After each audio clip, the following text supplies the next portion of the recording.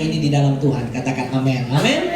Ya, pagi hari ini Bapak Ibu Saudara, saya akan sharekan satu hal bahwa waktu permulaan penciptaan, Tuhan menciptakan langit dan bumi beserta isinya, segala sesuatu yang ada Tuhan ciptakan sampai Tuhan ciptakan kita. Dengar dengan baik, saya mau bilang begini buat saudara. Di sana ada Roh Tuhan bekerja. Waktu Roh Tuhan bekerja, di sana Tuhan menaruh sebuah benih ilahi di dalam kehidupan kita, supaya benih itu menjadi hidup dalam kehidupan kita. Sehingga yang terjadi adalah begini, saya mau bilang buat Bapak Ibu Saudara, seharusnya setiap hari yang kita jalani, kita bukan jalani dengan lesu, bukan kita jalani dengan tidak ada semangat, tapi kita jalani hidup kita dengan penuh semangat di dalam Tuhan. Nah, hari-hari ini ada begitu banyak anak Tuhan, ada begitu orang percaya yang sudah lagi tidak yang sudah hilang semangat kehidupannya, sudah hilang gairah. Mereka tidak punya lagi yang namanya sebuah passion, sebuah dorongan yang kuat untuk mau terus maju di dalam Tuhan. Kita tahu, kita tidak bisa memungkiri bahwa kehidupan ini pasti banyak tantangan. Yang setuju katakan amin. Amin. Berapa banyak yang percaya bahwa hidup saudara masih ada tantangan, masih ada pergumulan di tangan saudara. Berarti kita masih hidup. Amin. Betul? Sebab orang yang tidak punya masalah adalah orang yang sudah mati. Tapi kalau saudara masih hidup, berarti kita masih ada tantangan. Berarti kalau ada masalah, berarti sadarkan diri begini, berarti saya masih hidup. Betul? Ya? Berarti kalau kita masih hidup, berarti begini, Tuhan itu memberikan kita sebuah gairah yang baru. Perhatikan, waktu penciptaan semua, waktu penciptaan langit dan bumi, Tuhan bilang begini, jadilah terang. Oke? Tuhan ngomong melalui firman-Nya, jadilah terang. Lalu Tuhan ciptakan binatang semuanya, Tuhan ciptakan melalui firman-Nya. Tapi perhatikan, ada perbedaan yang besar. Waktu Tuhan ciptakan manusia, Tuhan nggak ngomong bilang gini jadi, tapi Tuhan bentuk dengan tangannya. Tuhan turun tangan langsung. Tuhan tidak ngomong, tapi Tuhan apa? Turun tangan. Tuhan bentuk kita dari tanah. Perhatikan, waktu Tuhan bentuk, Dia tata kita punya kehidupan, Dia bentuk semua kita, Dia bentuk. Perhatikan, waktu Dia bentuk, Tuhan apa lakukan? Tuhan hembuskan rohnya di dalam kehidupan kita. Dan pada waktu Tuhan hembuskan rohnya itu, kita ini hidup di hadapan Tuhan. Makanya saya mau bilang begini waktu saudara, waktu kita lahir baru di dalam Tuhan, kita ini bukan menjadi manusia jasmani saja, tapi perhatikan, kita bukan manusia jasmani yang pagi, siang, malam makan, istirahat, lalu kemudian bekerja, aktivitas, olahraga. Kita bukan hanya sekedar aktivitas secara fisik, tapi perhatikan, waktu roh Tuhan ada di dalam diri kita, kita ini menjadi manusia roh di dalam Tuhan. Amin. Cuma sedikit yang bilang amin. Kita jadi manusia roh di dalam Tuhan, katakan amin. Kita ini manusia roh. Manusia roh apa saudara? Manusia roh yang dihembuskan nafas dari Tuhan. Ada roh Tuhan, ada roh Allah dihembuskan loh buat kita. Makanya saya bilang begini buat saudara, waktu roh Tuhan dihembuskan begini buat kita, dua hal yang terjadi. Saudara itu mahal di hadapan Tuhan. Amin. Saudara bernilai. Berapa banyak saudara yang saudara percaya bahwa saudara itu mahal dan bernilai di hadapan Tuhan? Amin.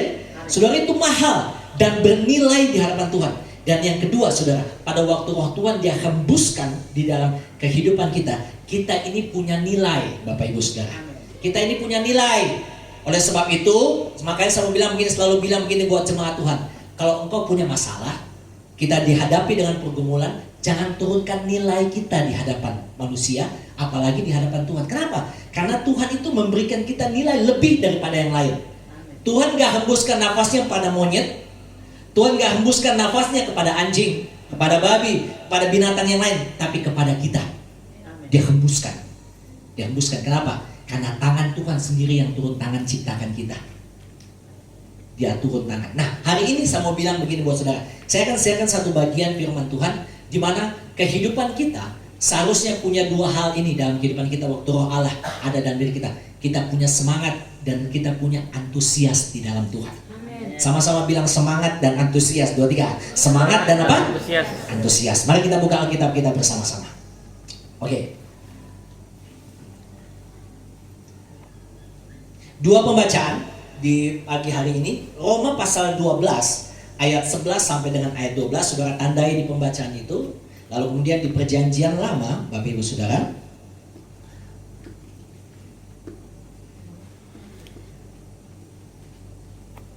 Di 2 Tawarik pasal 15 ayatnya yang ke-7. Oke.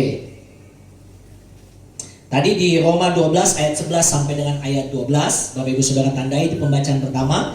Lalu kemudian di pembacaan kedua 2 Tawarik pasal 15 ayatnya yang ke-7. Multimedia tolong tampilkan Bapak Ibu Saudara, mari kita bangkit berdiri bersama-sama. Kita hormati firman Tuhan di pagi hari ini. Oke, kita baca sama-sama Roma pasal 12 ayat 11 sampai dengan ayat 12.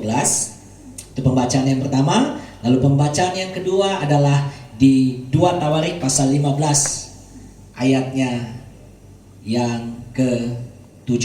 Kita baca bersama-sama Roma 12 ayat 11 sampai 12. Sama-sama baca. 2, 3. Janganlah hendaknya apa? Kerajinanmu kendor. Biarlah apa? Rohmu menyala-nyala dan layanilah Tuhan. Ayat 12. Bersukacitalah dalam pengharapan, sabarlah dalam kesesakan, dan bertekunlah dalam doa. Itu bagian kita yang membaca. Yang kedua. Yang kedua kita baca sama-sama. 2 Tawarik pasal 15 ayat yang ke-7. 2, 3. Tetapi kamu ini kuatkanlah hatimu. Jangan lemah semangatmu, karena ada upah bagi semangatmu. Percaya, katakan amin. Amin. Silakan dulu kembali. Oke. Di Roma pasal 12, Roma pasal 12 ayatnya yang ke-11 sampai dengan 12, Rasul Paulus mengingatkan, memberitahukan kepada jemaat yang ada di Roma bahwa seharusnya hari-hari ini menjelang akhir zaman ini, seharusnya roh kita bukan kendor lagi. Bukan kita kendor, tapi seharusnya kerajinan kita seharusnya lebih daripada yang sebelumnya. Seharusnya. Ayo kita mau flashback dulu. Kita ingat dulu ke belakang. Waktu saudara awal-awal mula-mula cinta Tuhan, awal-awal kasih mula-mula, awal-awal lahir baru, semangat ikut Tuhan. Betul tidak ya? Kalau perlu tiap hari ada di gereja ya, itu semangat ya. Semangat, berdoanya semangat, ibadahnya semangat, semuanya membaca firman Tuhan semangat, semuanya bergairah. Semuanya, wah, tidak peduli ada orang tua larang, dibully sama teman-teman, sok rohani atau apapun, gereja angkat tangan lah, gereja apa, pokoknya semua apa, tetap apa, tetap semangat. Berapa banyak yang pernah alami itu? Berapa banyak yang dulu pernah mengalami kasih mula-mula dan pernah mengalami jatuh cinta di hadapan Tuhan? Luar biasa, betul tidak ya? Ibadah saja waktu pimpin pujian baru bilang shalom, sudah meneteskan air mata. Lagu-lagunya sederhana, tapi ngalami lawatan Tuhan.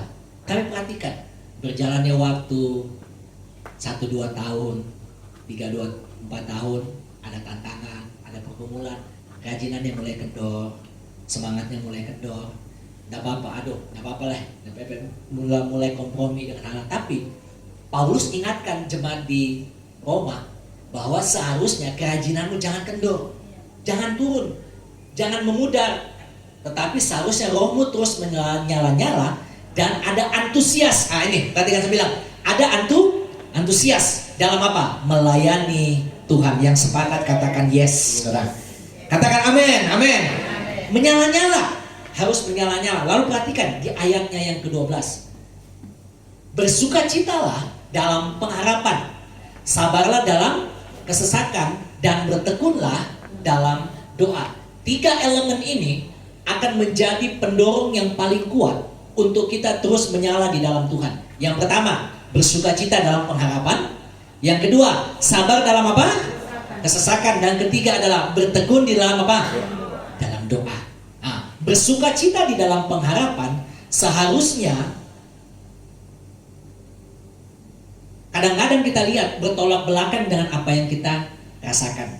Pak, bagaimana saya mau bersukacita? Sementara ada banyak tuntutan hidup, ada banyak tantangan di pekerjaan. Bagaimana saya harus bisa bersukacita? Logikanya, kalau kita keadaan baik-baik, sehat-sehat, aman-aman, orang bisa sukacita. Tetapi kalau ada di dalam pergumulan, kalau ada dalam tantangan, ada dalam masalah yang berat, belum terselesaikan satu, muncul yang lainnya, seharusnya sukacita belakangan dulu.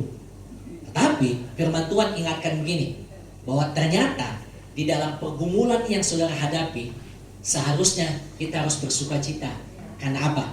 Ada harapan. Sama-sama bilang ada harapan. 2, 3. Ada harapan. Kenapa banyak orang hilang semangat? Karena yang pertama, mereka hilang yang namanya harapan. Saya percaya saudara yang ada datang ibadah minggu pagi ini, di rumah kita, di pekerjaan kita, pasti ada banyak tantangan. Tapi kenapa saudara mau datang ibadah? Karena saudara punya satu hal, masih ada harapan di dalam Tuhan. Masih ada harapan. Kenapa saudara masih berdoa hari ini? Karena masih ada harapan, pasti Tuhan tolong. Kenapa saudara masih mau tetap melayani? Karena saudara pasti punya harapan. Tadi malam kita diskusi sama anak-anak youth. Ada mereka yang punya cita-cita, ada mereka yang punya mimpi ingin jadi penyanyi, ada yang ingin jadi brimob, ada yang ingin jadi guru. Nggak kesampaian, belum kesampaian. Tapi mereka nggak mundur dari Tuhan. Semangat, saya mau bilang hari ini mereka masih cari Tuhan. Amin. Kenapa? Karena pengharapan itu seperti pendorong yang paling kuat untuk kita mau terus ada di dalam campur tangan Tuhan. Saudara perhatikan, kenapa Hana setiap hari harus ada di rumah Tuhan untuk berdoa tiap pagi. Belum punya anak, tiap hari dia datang. Dia punya madu, tiap hari ejek dia, bilang perempuan mandul. Tapi yang terjadi adalah dia tidak mundur. Tiap hari cari Tuhan. Tiap hari dia cari Tuhan. Kenapa? Karena dia tahu harapannya di dalam Tuhan tidak pasti mengecewakan. Dia cari Tuhan, dia cari Tuhan, dia cari Tuhan. Apa yang terjadi? Dia diberkati dengan seorang anak yang bernama Samuel, dan anak itu kemudian menjadi imam di bait suci. Harapan, ada harapan, saudara. Nah, waktu kita ada harapan, maka begini saya mau bilang, kita pasti akan mengalami yang namanya sukacita. Berbeda waktu kita tidak ada dalam masalah. Perhatikan deh, waktu saudara ada masalah, natural, alami, betul gak sih ya? Tidak ada masalah, pasti alami sukacitanya, betul gak sih? Alami, mengalir begitu saja. Tapi perhatikan, waktu ada tantangan, ada pergumulan, kita bersukacita. Harapannya, sukacita kita bukan karena alami secara natur, secara alami, secara manusia, tapi sukacita kita datangnya dari Tuhan, mengalir buat kita. Mengalir bukan berarti saudara sukacita, bukan berarti saudara sukacita dari rumah sampai gereja senyum terus di sepanjang jalan, bukan gitu maksud saya. Tapi sukacita adalah begini, kondisi hati yang tetap punya pengharapan dan tetap teguh. Kenapa? Karena Tuhan pasti tidak mengecewakan. Amin. Tetap punya dalam suasana hati, tetap dalam suasana hati, walaupun mungkin pergumulan berat apapun, suasana hatinya tidak terganggu. Dia mengalami sebuah pengharapan, dan itulah yang saya bilang begini, sukacita akan senantiasa menyertai dalam seluruh kehidupannya. Nah, yang kedua, dia bilang begini, sabar dalam kesesakan. Banyak orang hilang semangat karena apa? Tidak sabar dalam apa? Kesesakan. Nggak sabar hadapi yang namanya tantangan, ujian, pergumulan. Seakan-akan bilang udah deh, mundur aja, terlalu berat. Secara logika tidak akan mungkin bisa, apalagi mau bersaing dengan orang-orang yang punya segala sesuatunya. Tidak akan mungkin, sesak. Kita dihimpit. Dan akhirnya apa? Kita hilang sabar. Tapi saya mau bilang begini buat saudara, waktu sesak, engkau mengalami kesesakan, justru di sana Tuhan sedang melihat apakah otot rohani kita, pengharapan kita masih kepada Tuhan atau kepada manusia. Sesak, saudara. Kita dihimpit dari kiri kanan, muka belakang. Kita terhimpit, seakan-akan kita tidak berdaya. Mau tarik napas saja, susah. Nggak bisa, mau melakukan apapun. Dan pada waktu kesesakan itu, saya mau bilang begini, waktu kita sabar saja dengan segala hal itu. Kita tekun saja cari Tuhan, kita lakukan bagian kita yang Tuhan percayakan dengan sabar, minta hikmat Tuhan, apa yang harus kita kerjakan, apa yang perlu kita lakukan. Dan percaya, kesesakan itu hanya sementara. Nggak ada yang bilang amin. Sesakan itu cuma sementara. Yang bilang katakan amin, amin. Kesesakan itu cuma sementara, Bapak Ibu Saudara. Enggak permanen dalam hidup kita. Tapi apa? Sementara. Hanya pasti akan lewat. Pasti akan lewat. Coba kalau kita lihat deh, Mazmur pasalnya yang ke-23. Enggak selamanya kita ada di lembah. Satu kali kita akan lewati lembah itu. Coba kita lihat Mazmur pasal 23. Mazmur pasal 23 ayat-ayat yang selanjutnya, ayat pertama dan sampai yang terakhir. Coba kita lihat sama-sama. Mazmur pasal 23. Itulah hebatnya gembala. Gembala yang baik, dia tuntun kita lewati lembah, lewati curam, lewati tempat-tempat yang paling bahaya, supaya kita tahu bahwa ternyata di sana Tuhan bukan buat kita celaka, tapi membawa kita kepada air yang tenang. Perhatikan, ini Mazmurnya Daud. Dia bilang begini, Mazmur Daud, Tuhan adalah gembalaku, takkan kekurangan aku. Sama-sama baca 2-3. Ia membaringkan aku di padang apa saudara? Yang berumput hijau. Yang membimbing aku ke air yang tenang. Ayat yang ketiga, ia menyegarkan jiwaku. Ia menuntun aku di jalan yang benar. Oleh karena apa? Namanya. Ayatnya yang keempat, sekalipun, perhatikan, sekalipun, ayo baca 2-3. Sekalipun aku berjalan dalam lembah kekelaman, aku tidak takut bahaya. Kenapa? Sebab engkau besertaku, gadamu dan tongkatmu itulah yang menghibur aku. Ayat yang kelima, engkau menyediakan hidangan bagiku di hadapan lawanku, engkau mengurapi kepalaku dengan minyak, biar aku penuh melimpah. Ayatnya yang keenam, perhatikan, kebajikan dan kemurahan belaka akan mengikuti aku seumur hidupku, dan aku akan diam dalam rumah Tuhan sepanjang masa. Yang pernah ngalami, tepuk tangan bagi bersama-sama dengan Tuhan. Pernah ngalami tidak lembah? Pernah tidak ngalami jalan yang paling sesat? Pernah tidak ngalami yang namanya jalan buntu? Tapi saya mau bilang begini, saudara pernah lewati tidak? Kita nggak ada terus di situ, kita lewati. Amin, saudara. Kita lewati. Kita nggak ada terus ada di dalam masa-masa air mata. Kita ada terus dalam masa kesedihan. Kita terus ada dalam masa duka. Saya mau bilang, masa duka, air mata Tuhan akan gantikan waktu kita lewati itu. Air mata akan digantikan dengan sukacita. Coba deh, tunggu kayak Bapak Oni, saya, orang-orang tua yang pernah nunggu istrinya melahirkan. Tegang, betul tidak ya? Apalagi harus lewati operasi. Ada ancaman nyawa, papi kemarin dapat cucu. Lewati. Tapi masa-masa yang genting, perhatikan, akan terlewati, akan dilewati. Dan pada waktu lewati itu, kita nggak ada lagi dalam masa genting. Masa genting dilewati, kita ganti dengan sukacita. Ada air mata, betul tidak? Ada bahagia di sana, ada syukur. Tepuk tangan buat Tuhan kita yang luar biasa. Lewati. Jadi jangan punya putus harapan. Tuhan, kenapa masalahku nggak beres-beres? Pasti beres. Ada masalah. Akan ada masanya, kita akan lewati masa itu. Nah, perhatikan. Ini yang luar biasa. Di dalam pembacaan itu, dia katakan apa? Bersukacita dalam pengharapan, sabar dalam kesesakan, dan ini yang Alkitab bilang begini, bertekunlah dalam doa. Nah, kenapa kita bisa kehilangan yang namanya semangat? Karena kita tidak ada tekun di dalam doa kita. Kita tidak bertekun di dalam doa kita. Kita tidak bertekun di dalam pengharapan kita. Tidak bertekun di dalam semua hal yang sedang kita gumulkan di dalam kehidupan kita. Tahukah Bapak Ibu Saudara, selain semangat, ada pendorong yang lain untuk kita terus ada di dalam campur tangan Tuhan, yaitu apa? Antusias. Antusias. Pernah tidak Bapak Ibu Saudara, saudara mau kejar sesuatu, untuk dapatkan sesuatu, banyak tantangan, tapi biarpun tantangan itu saudara terobos hanya untuk penuhi saudara punya apa? Keinginan tersebut. Waktu tahun 98, masa kerusuhan itu, masa kerusuhan tahun 98, jadi waktu itu pertama kali kami ujian nasional dalam masa-masa reformasi. Jadi waktu kita mau keluar rumah, orang sudah demo, mau turunkan Soeharto, maaf, yang toko-toko etnis semua di kota saya, orang sudah mau ancam, mau bakar. Mau kita mau pergi ujian bagaimana? Mau pergi ujian. Tapi ada pendorong yang kuat. Kenapa kami mau pergi ujian? Karena pada waktu itu diterapkan yang namanya ujian komputerisasi. Komputerisasi. Jadi ujiannya komputerisasi. Jadi ujiannya, kalau salah saja kita buat lingkaran, itu nggak lulus. Itu yang membuat kita ketakutan, yang membuat biar deh orang demo di luar, yang penting kita pergi ujian dan lulus. Akhirnya apa terjadi saudara? Tidak ada kendaraan, tidak ada mikrolet, tidak ada ojek. Akhirnya apa yang dilakukan? Jalan.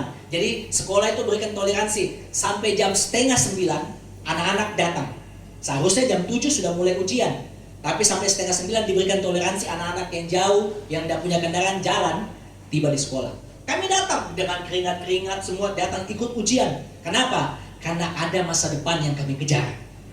Ada tujuan masa depan yang kami kejar, nggak peduli orang demo, nggak peduli orang mau lakukan apa, kejar sudah. Selama 4 hari ujian itu, di luar ribut-ribut kita ujian. Selesai. Dan herannya saudara, waktu semua selesai, di hari yang terakhirnya, waktu terakhir sudah hari terakhir, pulang rumah, tiba-tiba diumumkan Soeharto turun. Kalau teman-teman itu dibilang, ini yang bikin susah kita. Bikin susah saja. Kenapa? Karena kita ujian nggak enak. Tapi, perhatikan, waktu semua dilewati itu, yang pernah dengan perjuangan penuh dengan punya tantangan. Hari ini ada banyak teman-teman saya yang jadi orang-orang di nomor 1 di pemerintahan, orang-orang yang ada dipakai di dalam pelayanan segala sesuatunya. Kenapa?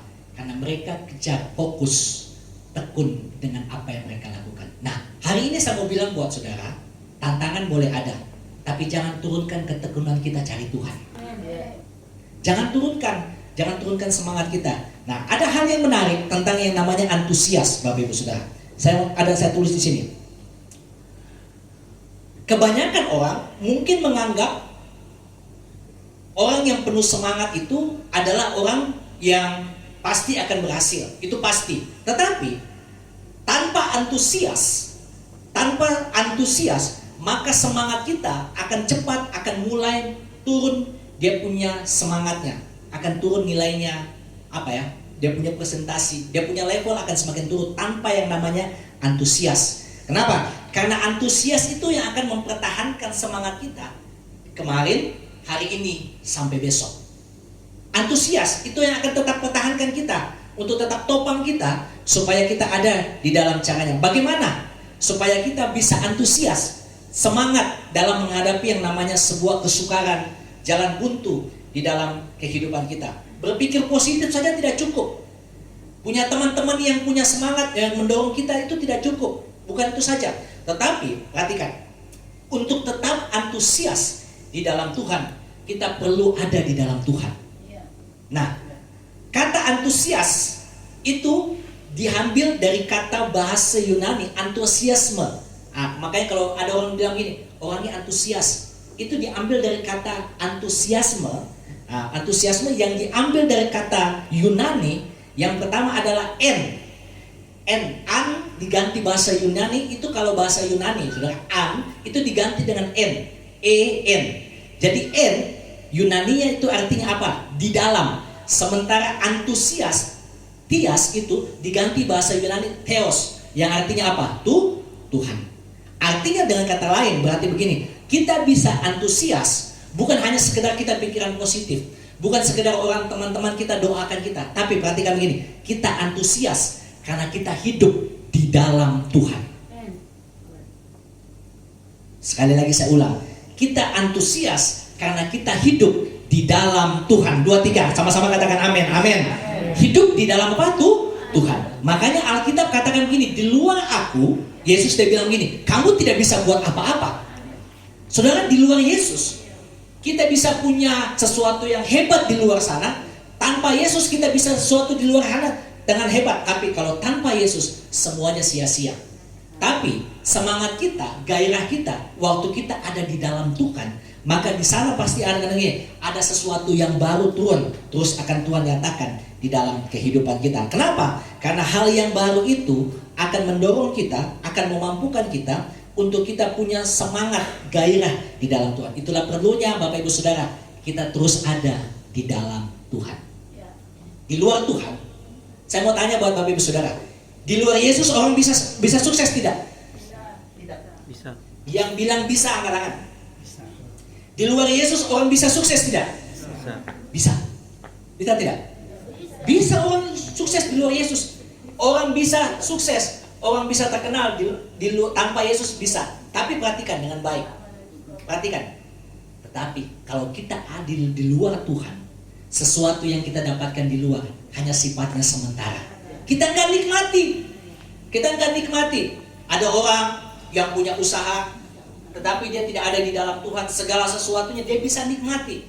Makanya Alkitab dia bilang begini, waktu kita ada di dalam Tuhan, Alkitab bilang begini, perjalananmu akan berhasil dan beruntung. Berhasil dan beruntung itu dua hal yang berbeda. Banyak orang bisa berhasil dalam kehidupannya, tapi nggak mengalami keberuntungan.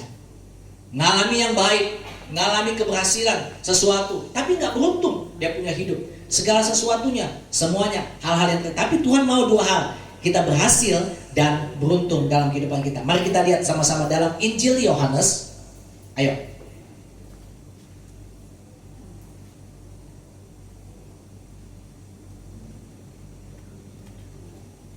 Kita lihat Injil Yohanes pasalnya yang ke-15, ayatnya yang ke-4. Perhatikan. Injil Yohanes 15 ayat 4. Perhatikan ayat ini. Waktu ada kalimat tinggal, di sana kita sedang ada apa? Bergantung di dalam Tuhan. Bukan bergantung kepada hal yang di luar. Perhatikan. Tinggallah di dalam aku dan aku di dalam kamu. Perhatikan. Sama seperti ranting tidak dapat berbuah dari apa? Diri sendiri. Kalau ia tidak apa? Tinggal pada pokok anggur. Demikian juga kamu tidak berbuah jikalau kamu tidak tinggal di dalam aku. Ada ketergantungan tinggal di dalam Tuhan. Kenapa? Karena kalau kita memilih keluar dari pokok anggur itu, maka kita tidak akan bisa berbuah. Tapi pada waktu kita bisa berbuah dan tinggal di dalam Tuhan, makanya kehidupan kita akan berbuah. Makanya Alkitab selalu umpamakan kehidupan orang percaya itu seperti mereka yang ditanam di tepi aliran air. Ada tantangan, ada pergumulan, ada musim-musim yang kering, dia tetap akan berbuah. Kenapa? Karena dia tinggal ditanam dekat apa? Aliran air. Dia dekat dengan sumbernya. Nah, makanya kita tinggal itu akan membuat kita dekat dan tinggal di dalam sumbernya. Tinggal dalam sumbernya. Kenapa orang gali sumur? Karena mereka mau gali sumur seharusnya yang ada mata airnya. Musim kering apapun, sumurnya tidak akan kering. Begitupun juga dalam kehidupan kita. Kita punya semangat, kita punya sesuatu yang semangat. Tetapi kalau tanpa Tuhan, kita tidak ada di dalam Tuhan, maka semangat kita pada waktunya akan memudar. Nah, pada waktunya akan memudar. Kita perlu semangat. Nah, semangat dalam hal apa yang Tuhan mau dalam kehidupan kita? Supaya kehidupan kita menjadi orang-orang yang pada akhirnya di dalam kehidupan kita, waktu orang tanya, Pak masih semangat? Puji Tuhan. Tanggal tua, Pak luar biasa di dalam Tuhan? Luar biasa Tuhan. Padahal di rumahnya masih banyak pergumulan. Tapi kenapa dia tahu? Dia katakan luar biasa. Karena hidupnya bukan di luar Yesus. Dia ada di dalam Tuhan. Dia tahu sumbernya kekuatan. Dia bisa katakan dia ada di dalam Tuhan. Nah, hal yang saya mau katakan begini buat saudara. Apa yang perlu kita kerjakan untuk kita bisa semangat terus di dalam Tuhan? Apa yang harus kita lakukan? Dalam hal apa kita bisa kerjakan semangat kita di dalam Tuhan? Yang pertama, 2 Tawarik pasal 15 ayat yang ke-7 tadi kita baca. 2 Tawarik 15 ayat 7. Firman Tuhan tadi katakan apa? Tetapi kamu ini kuatkanlah hatimu. Jangan lemah semangatmu. Karena ada upah bagi usahamu. Ada upah bagi usahamu. Kalau anak-anak dapat ujian, mau ujian nih, saya percaya pasti kalian akan berbeda cara belajarnya daripada cara belajar yang sebelumnya. Betul tidak ya? Karena kenapa? Karena kita akan masuk dalam tahap akhir. Berbedanya cara belajarnya, waktunya, forsir belajarnya pasti beda. Kenapa? Karena dia akan masuk dalam tahapan yang paling akhir. Tetapi waktu dia bersemangat di dalam ujian itu, dalam persiapan itu, maka ada upah, ada hasil dalam usaha mereka. Saya mau katakan begini buat saudara. Kalau hari ini Bapak Ibu Saudara cari Tuhan, ada upah, ada hasil yang nanti saudara akan nikmati waktu saudara cari Tuhan sampai dengan hari ini. Kalau saudara masih bertekun di dalam doa, sabar dalam kesesakan, ada upah buat Bapak Ibu Saudara. Ada hasil yang akan kita dapatkan. Nah, apa yang perlu kita ketahui dari kekuatan semangat? Apa yang harus kita lakukan? Yang pertama, semangatlah, punya semangat untuk kita bisa menentukan pencapaian-pencapaian dalam kehidupan kita. Berapa banyak Bapak Ibu Saudara yang punya target dalam hidup saudara? Punya target, punya rencana? Oh, enggak ada. Sekali lagi saya tanya, berapa banyak Bapak Ibu Saudara yang punya rencana dalam kehidupan saudara? Yang punya rencana, angkat tangan. Saudara ini saya ingin lihat dari tangan lebih tinggi. Yang punya rencana, oke.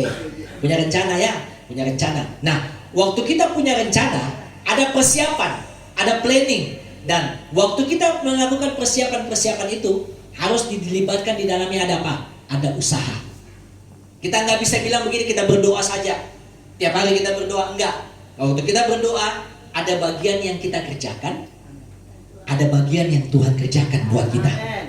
Ada bagian yang tidak bisa kita kerjakan, itu bagiannya Tuhan. Tapi bagian yang saudara bisa lakukan adalah bagian untuk kita cari Tuhan, minta hikmat Tuhan, minta Tuhan buka jalan. Kira-kira ini bagaimana, kendalanya gini gimana, cari Tuhan. Itu bagiannya kita. Itu bagiannya kita yang perlu kita kerjakan. Nah, di depan saudara ada target, di depan saudara ada tantangan.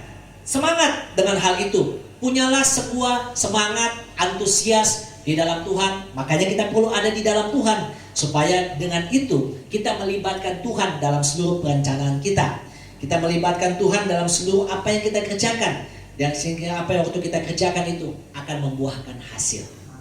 Perhatikan, waktu Yosua diutus untuk menyelidiki tanah perjanjian, dia bersama dengan Kaleb adalah orang yang berbeda dengan 10 pengintai yang lainnya. Waktu ngomongnya mereka, cara pandangnya mereka, penilaian mereka, itu cara pandang ilahi. Kenapa saya bilang cara pandang ilahi? Secara kasat mata, lawan yang mereka hadapi di tanah perjanjian itu besar-besar, golongan raksasa. Bahkan yang 10 pengintai mengumpamakan diri mereka itu seperti belalang. Tetapi perhatikan, Yosua dan Kaleb, cara ngomongnya, cara pandangnya, cara berbicaranya, cara berbicara ilahi. Mereka ngomong, memang secara kasat mata ada tantangan, tapi mereka bilang begini, kita pasti bisa kalahkan mereka. Kenapa mereka bisa ngomong itu? Bukan karena sombong, tapi mereka tahu karena mereka tinggal di dalam Tuhan, dan mereka percaya setiap usaha mereka, semangat mereka tidak akan sia-sia di dalam Tuhan. Hari ini mungkin orang bilang begini, kayaknya usaha sekarang, masa zaman-zaman sekarang realistis aja deh. Lihat dengan sikon, lihat keadaan, kira-kira aja. Tetapi kalau kamu, Tuhan taruh sesuatu yang besar dalam kehidupanmu, enggak kok.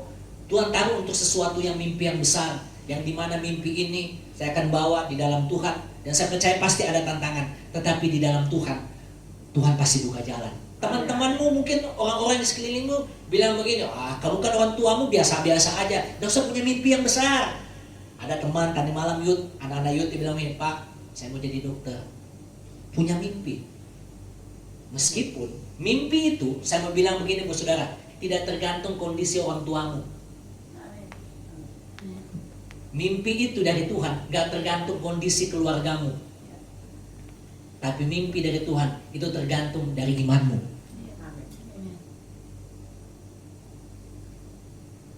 Yusuf waktu punya mimpi, waktu saudara-saudaranya buang di dalam sumur, dia bilang begini, kayaknya mimpiku bohong dari Tuhan.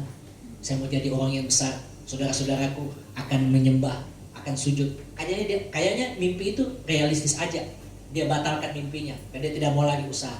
Tapi waktu dia dibuang di sumur, dia percaya sumur bukan air segala-galanya dari mimpinya, tapi kesempatan dia untuk melihat bahwa mimpi itu ada pasti jalannya Tuhan.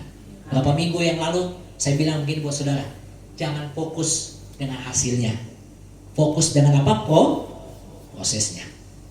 Fokus dengan prosesnya, jalani itu, jalani saudara segala sesuatunya. Nah, di depan kita ada target, di depan kita ada anak-anak kita yang akan melanjutkan pendidikan, yang akan sekolah. Fokus dengan hal itu. Fokus dengan hal itu. Ada 2 hal yang membuat kita tidak fokus di dalam kehidupan ini untuk mengejar target di depan kita. Yang pertama, ngomongan orang. Ngomongan orang. Yosua dan Kaleb tidak akan mungkin masuk dalam Alkitab. Orang yang memimpin masuk dalam tanah Kanaan kalau dia dengar ngomongannya 10 temannya.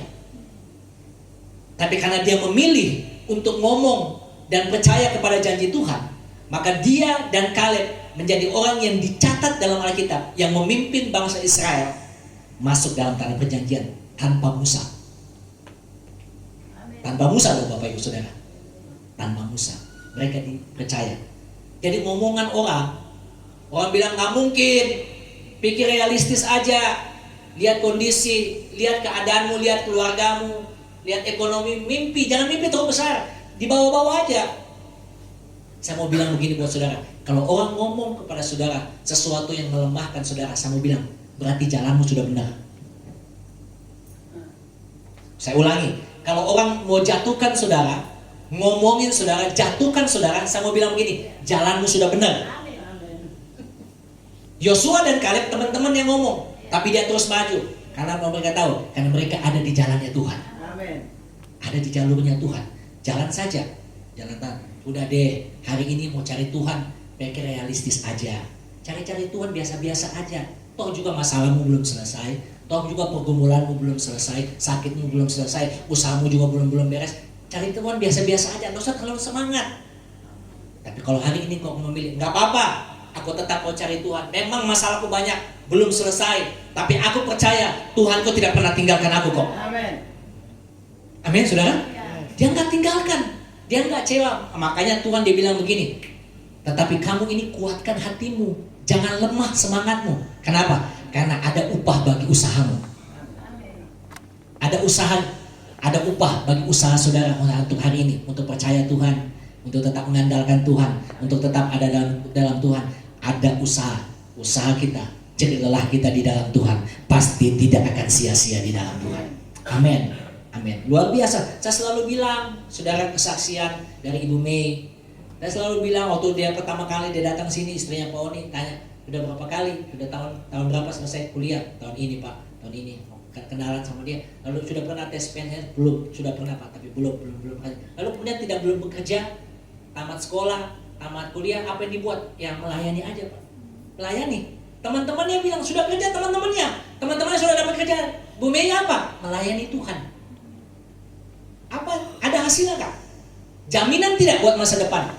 Bagi orang, saya mau bilang, bagi manusia melayani mungkin nggak ada jaminan. Tapi saya mau bilang, Tuhan yang beri jaminan kok. Amin. Tuhan beri jaminan bagi orang yang melayani Tuhan. Amin. Makanya Tuhan pimpin dia, Tuhan buka jalan, akhirnya bisa jadi PNS di tempat yang mungkin nggak terpikirkan dengan pikirannya. Makanya saya selalu bilang begini buat saudara, jalan saja bersama dengan Tuhan. Selalu ada harapan dan selalu ada masa depan di dalam Tuhan. Tepuk tangan buat Tuhan kita yang luar biasa.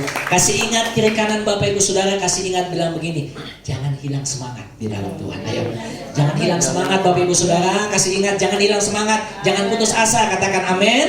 Jangan hilang semangat Bapak Ibu Saudara. Ayo, tetap ada di dalam Tuhan. Jangan mundur, jangan kurang semangat. Tetap antusias di dalam Tuhan. Kita ini ada di dalam Tuhan. Yang kedua, semangat Bapak Ibu Saudara akan membuat kita tidak menyerah dengan tantangan. Tidak akan menyerah dengan yang namanya tantangan. Tidak akan membuat surut kita dengan tantangan. Memang tantangan itu selalu ada. Tantangan itu selalu ada bagian dari yang namanya keberhasilan. Tapi tanpa tantangan pun juga kita akan membuat menjadi orang-orang yang pada akhirnya bisa melihat campur tangan Tuhan. Bartimeus, orang yang buta. Ya toh? Bartimeus orang yang buta, dia ingin dipulihkan. Lalu apa yang saudara yang dilakukan? Dia terus berteriak. Yesus anak Daud. Yesus anak Daud, sembuhkan aku, kasihani aku. Tapi banyak orang-orang bilang, diam. Murid-muridnya pun marahin dia. Jangan ribut. Tapi apa yang dia lakukan? Dia tetap berteriak. Wanita 12 tahun pendarahan. 12 tahun loh. Bukan 1 tahun, bukan 1 bulan. 12 tahun. Pasti kehilangan tenaga. Mau datang, mau dekati Yesus aja, itu pasti banyak tantangan. Tetapi karena semangatnya untuk dia dipulihkan, dia menghampiri jubah Yesus dengan penuh iman. Asal aku pegang saja ujung jubahnya, aku pasti sembuh. Seharusnya kita punya antusias begitu di dalam Tuhan. Katakan amin saudara. Tuhan biar deh, gak apa-apa masalahku belum selesai, tapi aku tahu tidak ada yang sia-sia waktu aku cari Engkau.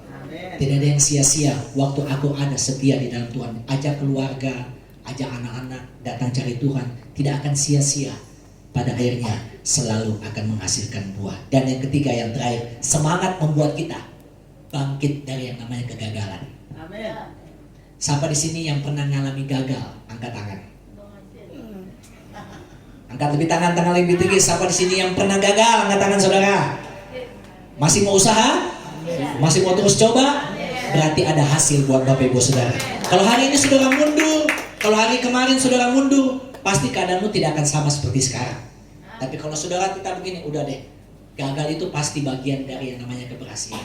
Gagal, selalu gagal dalam segala sesuatunya. Tetapi ada usaha yang besar. Tidak ada orang yang tidak pernah gagal dalam hidup. Terkadang kegagalan terjadi. Pertama, karena kebodohan kita, karena kesalahan kita, perbaiki kembali. Tetapi kalau kegagalan itu proses dari rencana Tuhan, maka saya mau bilang begini, tetap setia saja di dalam Tuhan. Memang ada rencana-rencana Tuhan. Alkitab katakan dalam Amsal 24 ayat 16. Perhatikan, Amsal 24 ayat 16. Amsal pasal 24 ayat 16. Ini yang Tuhan katakan buat kita. Sebab 7 kali orang benar jatuh, namun ia bangun kembali. Tetapi orang fasik akan roboh dalam bencana. Berapa banyak saudara ada saudara orang meyakini saudara orang benar di hadapan Tuhan. Kita bisa jatuh, kita bisa gagal, tapi perhatikan, ia akan bangun kembali. Orang yang gagal bukan berarti orang yang tidak punya harapan. Tapi waktu dia bangkit, dia pasti punya harapan. Bangkit dan punyalah. Tetapi orang fasik, apa yang terjadi? Orang yang tidak ada di dalam Tuhan, mereka akan roboh dalam bencana. Mereka akan gugur di dalam pertandingan iman mereka. Tetapi kalau kita hari ini ada di dalam sebuah pertandingan iman, kita jatuh, ayo bangkit lagi. Jatuh, bangkit lagi. Bukan persoalan siapa yang menyelesaikan, tapi siapa yang bertahan sampai pada kesudahan. Itu adalah orang-orang yang pada akhirnya akan mengalami yang namanya penyertaan dan kebaikan Tuhan. Dan pada akhirnya ketika kita sudah menyelesaikan bangkit daripada kegagalan itu, kita akan bisa mencapai akhir dalam kehidupan kita. 2 Timotius 4 ayat yang ke-7. 2 Timotius pasal 4 ayat yang ke-7. Ini kata iman dari Rasul Paulus. 2 Timotius pasal 4 ayatnya yang ke-7. Aku telah mengakhiri pertandingan yang baik. Aku telah mencapai garis akhir dan aku telah memelihara iman. Untuk kita bisa sampai selesai, bukan dengan kekuatan teman, bukan dengan kekuatan orang yang backup kita, tetapi dengan kekuatan iman kita bisa menyelesaikannya. Ada campur tangan Tuhan, ada penyertaan Tuhan. Yang akhirnya saya mau bilang begini buat Bapak Ibu Saudara, punyalah semangat. Tapi lebih daripada itu, antusias di dalam Tuhan. Tinggal di dalam Tuhan. Maka semangatmu yang hari ini menyala-nyala, engkau akan semakin nyala-nyala di dalam Tuhan. Dan tetap melayani Tuhan dalam panggilan Bapak Ibu Saudara masing-masing. Tetap mencari Tuhan. Dan percayalah, di dalam segala sesuatumu, usaha kita tidak akan sia-sia. Jerilah kita di dalam Tuhan, tidak akan mengecewakan. Tepuk tangan buat Tuhan kita yang luar biasa. Tuhan Yesus memberkati buat kita semua. Amin. Mari kita bangkit berdiri bersama-sama. Kita bersyukur untuk anugerah dan kebaikan Tuhan yang Tuhan buat.